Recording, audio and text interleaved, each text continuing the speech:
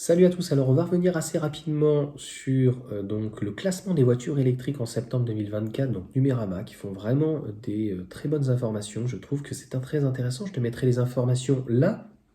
Donc le modèle Y est redevenu, on va dire, numéro un, et c'est pas parce qu'il y a eu des changements ou quoi que ce soit, tu commandes un modèle Y, limite dans la semaine tu l'as.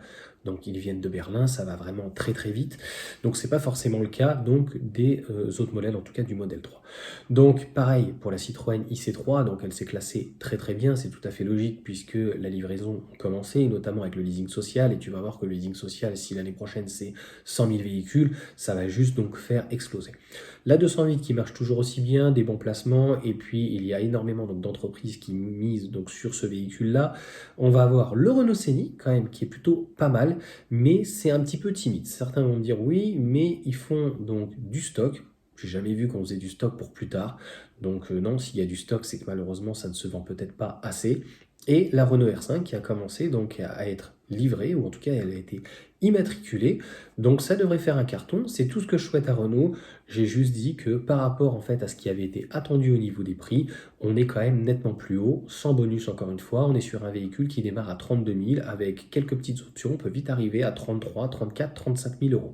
On va avoir aussi donc la Mini qui est finalement, donc c'est pas l'ennemi juré, mais là, Renault s'attaque à Mini, malgré le positionnement donc, de BMW. Donc ça restera à suivre. Il y a la Mégane, alors qu'à un moment donné, elle était très bien située, donc là, qui a refait un flop. Alors, il y en a pratiquement plus dans les stocks, donc je pense que concrètement, ça fait pas mieux que Tesla, hein, ça fait yo-yo. Donc, voilà, c'est à peu près la même manière de fonctionner. Fiat 500, toujours assez moyen. C'est quand même fou de se dire que la Fiat 500 est juste devant un iX1, preuve, et ça prouve aussi que ce n'est pas la voiture électrique qui fait ça.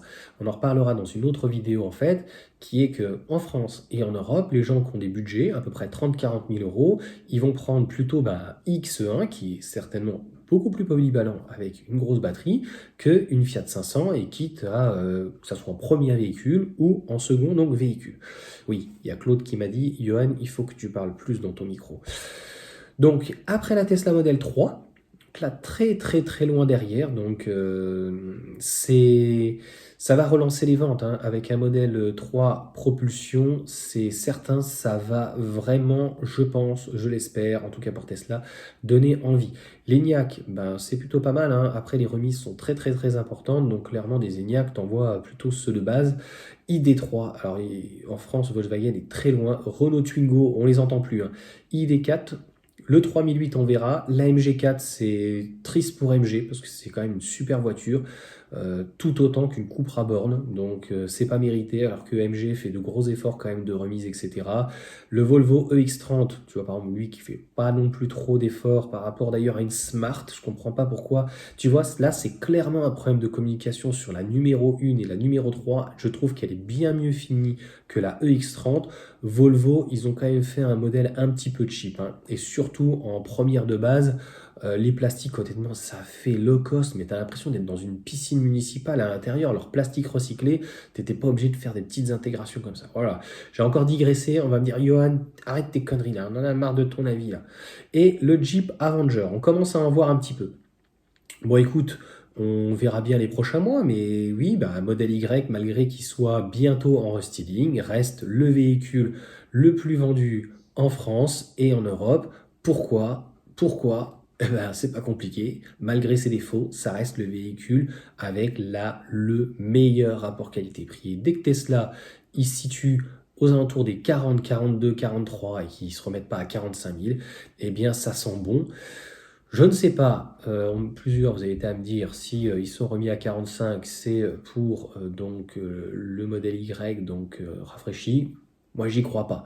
Mais tôt ou tard, il faut s'attendre à ce qu'il soit à 45 000. Si le bonus n'est plus que de 3 000, ça fera un véhicule à 42 000. Donc quand il était à 41-4, donc à 37 000 en blanc, 41-37, ça fait quand même 4 000 euros d'écart. Pour le peu qu'il y ait dedans, si en plus il n'y a pas de caméra en plus à l'avant, ça fait cher peut-être les sièges ventilés, enfin grossièrement. Donc voilà, et ce qu'on devrait enfin peut-être voir arriver, c'est l'émergence peut-être des véhicules comme Citroën C3 ou la petite Leapmotor T03, parce que pour le moment, ça reste cher. Mais ça, on y reviendra donc dans une nouvelle vidéo où j'aimerais un peu plus développer, je devrais rester, tu vois, sur 5 minutes, qui est que les gens, quand ils ont un budget assez conséquent, comme je viens de te le dire, ils prennent des véhicules plus polyvalents et les tout petits véhicules, mais que ça soit électrique ou thermique. Aujourd'hui, une Dacia, donc une Sandero en Stepway, bien finie, en extrême ou quoi, c'est pratiquement 20 000 euros. Donc voilà, une Clio, c'est 20-24 000, et pareil pour une 208. Donc les gens, ils sont pas bêtes. À 20, 25, 30 000, ils ont une citadine, et pour quelques milliers d'euros, ils ont un véhicule familial. Et on le voit, je pense que c'est une question de technologie. Quand tu as la Mégane, le châssis et tout, qui est sur le même, la Scénic, etc., il y a, pareil pour l'ID3, il y a donc le recherche-développement qui est assez lourd sur ces véhicules. Et donc, on voit bien, même à X30, en fait, des véhicules compacts sont pratiquement à des prix tout aussi élevés que donc les modèles qui sont en tout cas supérieurs à équivalent châssis, batterie, moteur. Voilà en tout cas donc pour cette vidéo de la traduction. On verra en mois d'octobre, novembre, décembre. Très concrètement, je pense qu'on va être sur une approche similaire.